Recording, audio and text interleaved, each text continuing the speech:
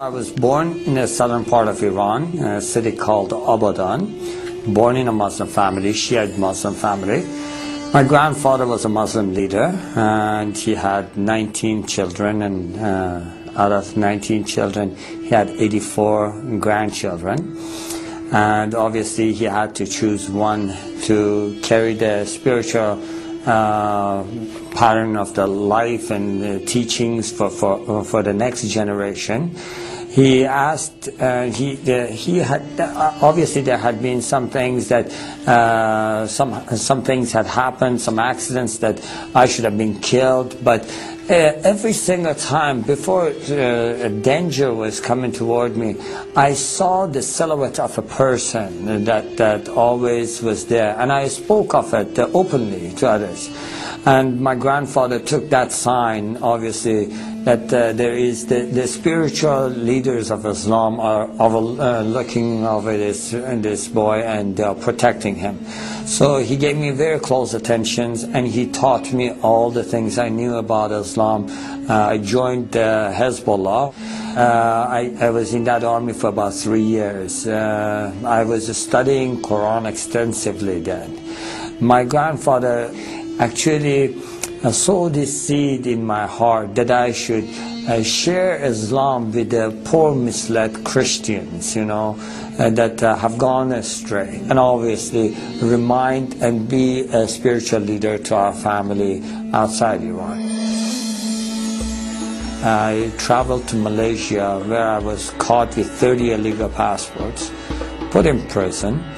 And so I started teaching Islam in the jail, and telling everybody what they must do, what are their duties toward Allah. And so I did this routine every day. I prayed obviously 5 times a day. Shiites do pray 3 times, and they include the 17 rak'ah in the 3 times. But what I did, because I wanted to spend more time with God, I did it at 5 separate times. And then in the end of the evening, I would pray extra prayers. I would have the habit of reading through the Quran cover to cover once every 10 days. And I had gained the spiritual powers out of Islam. In Quran, they have the Jannah and the spiritual beings, and so speaking to them is not forbidden. In fact, there are stories of talking to them that Prophet Muhammad did. So I had been able to connect to that spiritual realm, and been able to acquire powers out of that.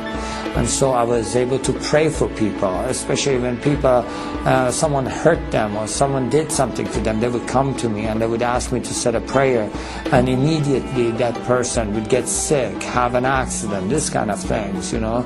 I was able to close my eyes, tell you what a person is doing in another room. And so this had made me more power hungry, and I wanted to gain more power. So I would spend and meditate more in the Quran.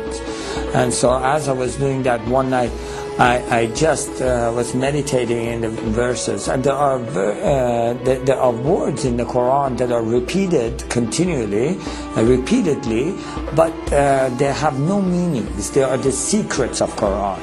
And so when I was meditating on this, a spirit entered the room, and it was much more powerful than I could handle, or I could overcome. And so I was filled with fear.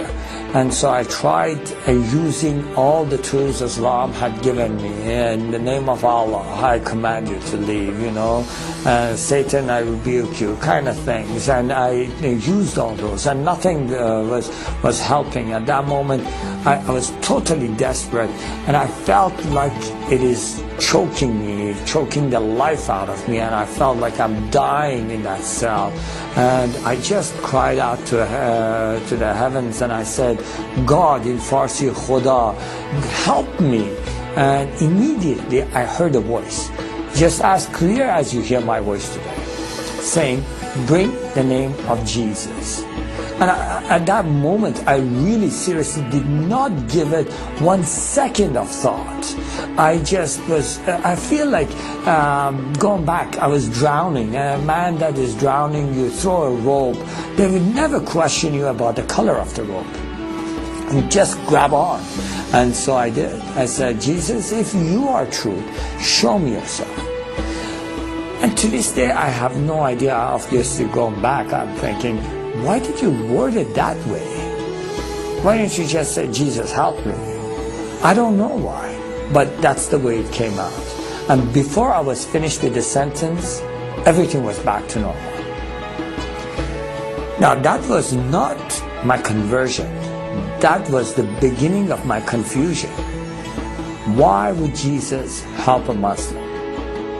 Now, I had done everything in my power to be a good Muslim. I had already tried to go and commit myself to in the way of Allah and be a martyr for Him, walking on the mines. And so the government of Iran is used to issue the people that are fadai, or the ones that are willing to give themselves, to sacrifice themselves, a special Quran that had the stamp of the government. I had participated in the executions by hanging. I had done everything that I thought I must do against the infidels, and anything and everything I must do to share Allah with others.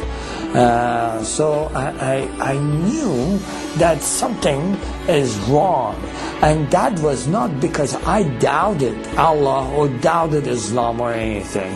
I fully believed, and I didn't know what that is, and it just confused me.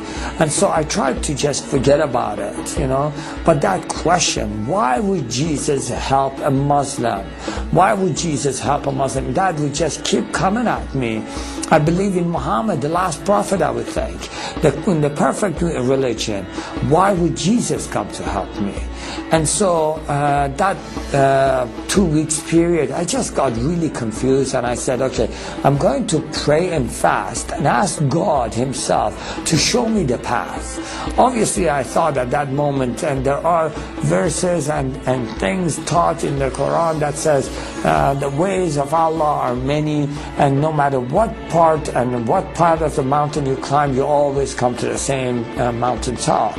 And I thought, maybe that is what God is, and then, no, maybe it is different for God. Maybe God has a specific way for me, and He wants me to follow that specific way.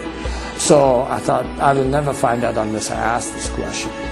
So I did. I prayed and fasted, and from the bottom of my heart, with all my strength, I asked, God, what is it that you want me to do? What way is it that you want me to follow? And so for 2 weeks, I sat in one place and I prayed as many hours as I was awake, and I fasted as many hours as I was awake, and I would just fall asleep literally on that place. I would wake up and I would just pray again and again, asking God, what is the way you want me? After 2 weeks, to no avail, I had no answer. And I really got frustrated. I just thought, forget it, what is this? I have no chance of finding out what He wants. I don't even know if God exists. And I have wasted all my life. I have been afraid all my life, trying to do everything that would please Allah. And now He confuses me. If Allah is all great and He sees the heart, He knew in my heart I love Him. And what matters if I call Him whatever name I call Him? He knows in my heart I love Him. And if it does matter to Him, I ask Him. For 2 weeks I sat, prayed, and nothing happens. So, you know what? I'm going to go do my own thing. I'm going to go walk my own path. I'm going to do what pleases me. Obviously, at that very moment, I felt the power of God filled the room. Now, in Islam, the greatest sin you can commit, and you can never be forgiven for that, is doubting God Himself, doubting His teachings, doubting His prophet. And I had done that. And in Islam, they teach you that Allah never visits, God never visits human beings. I feel, and I know against Islam I have committed the greatest sin that can never be forgiven, God's presence is in the room, and I'm confronted immediately with His holiness. All this is happening simultaneously, and I'm confronted with His holiness, which